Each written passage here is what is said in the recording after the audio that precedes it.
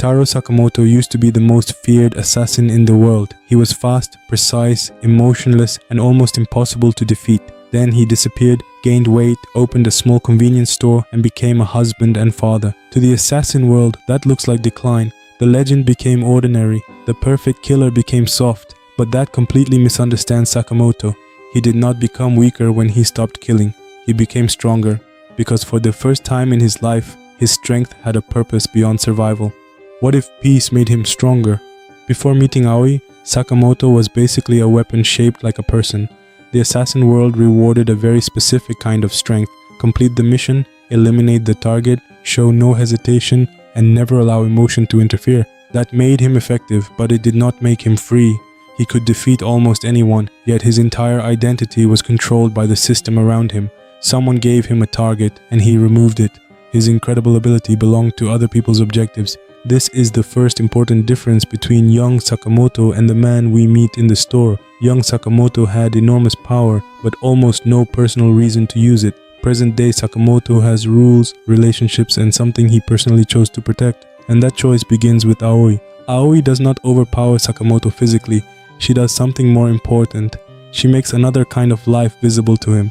Love, family, routine, shared meals, and a place where he is valued as a person rather than a weapon. For most people, falling in love is not an act of rebellion. For Sakamoto, it is. The assassin world tells him that attachment is weakness because it creates something an enemy can threaten. Aoi proves that attachment can also create direction. When Sakamoto leaves killing behind, he is not simply retiring from a job, he is rejecting the belief that his only value comes from how efficiently he can destroy. That is why his no-killing rule matters so much. It would actually be easier for him to return to his old methods. He has the skill. His enemies often deserve no mercy, and killing would solve many situations faster. But Sakamoto refuses because winning is no longer enough. He must win without becoming the person he chose to leave behind. Winning is easy, restraint is hard. Think about what that requires. A killer only needs enough control to land the final blow. Sakamoto needs enough control to dominate a fight, protect innocent people, stop the threat, and keep his opponent alive. He must calculate force, distance, timing, and the environment while someone is genuinely trying to kill him. Mercy is not evidence that his edge disappeared. Mercy is the extra difficulty he chooses. This is also why Sakamoto fighting with everyday objects is more than a comedy gimmick. He can turn a pen, a receipt, a rubber band, a shopping bag, or almost anything nearby into a weapon. On the surface, the joke is that he is so powerful he never needs traditional equipment. But symbolically, his fighting style has changed with his life.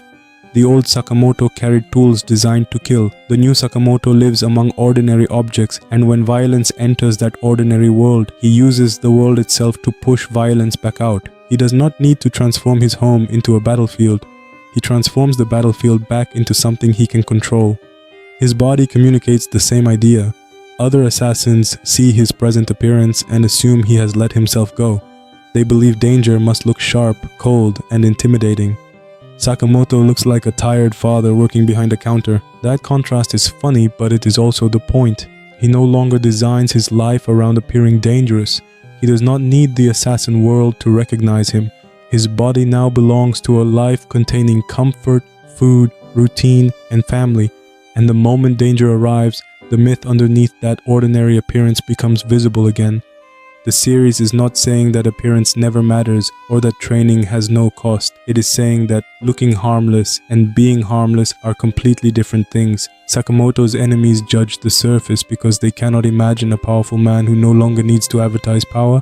That makes his family seem like a vulnerability. In reality, they are the reason his ability becomes terrifying. An assassin fighting for reputation can retreat when the mission stops being useful. A father protecting his child cannot. Sakamoto now has boundaries that cannot be negotiated. The threat is no longer aimed at an abstract assignment. It is aimed at the life he deliberately built. But the important part is that love does not simply make him angrier, it makes him more disciplined. If rage causes him to kill again, then the enemy has damaged more than his family's safety. They have dragged him back toward an identity he rejected. So every serious confrontation contains two battles. The visible battle is Sakamoto against the attacker. The invisible battle is Sakamoto against his old instincts. Protect them without losing himself. This is where Shin becomes essential to Sakamoto's story.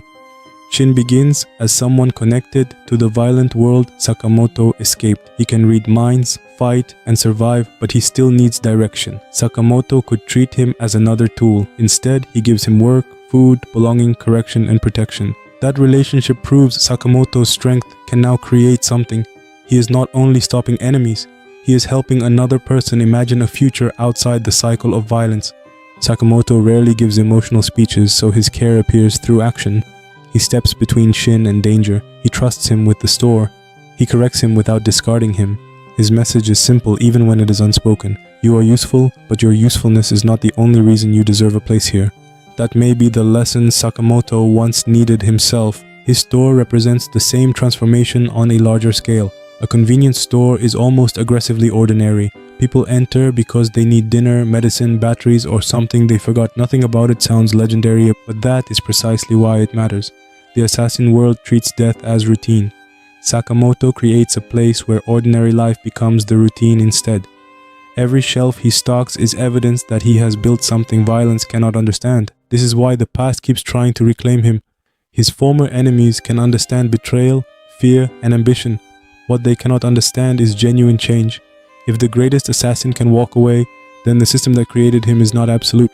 His happiness becomes proof that another life is possible.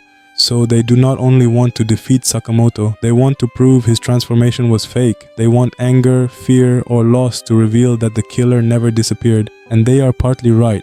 The killer's skills are still there. Sakamoto has not erased his past. He uses everything that past taught him. The difference is who controls those skills now. Before, violence gave Sakamoto an identity. Now Sakamoto gives violence a limit. That is real character development. Redemption is not pretending the old version of you never existed.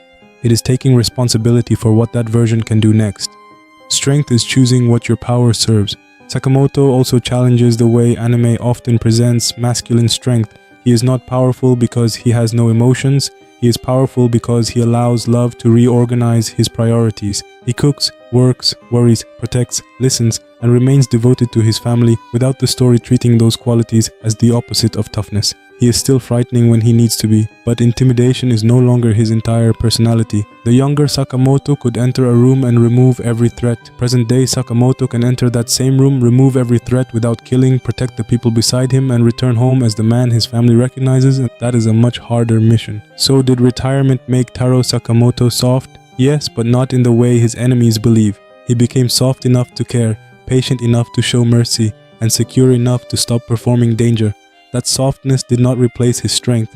It gave his strength a direction. The world's greatest assassin was impressive because almost nobody could stop him. Taro Sakamoto, the husband, father, friend, and shopkeeper, is greater because he finally learned how to stop himself.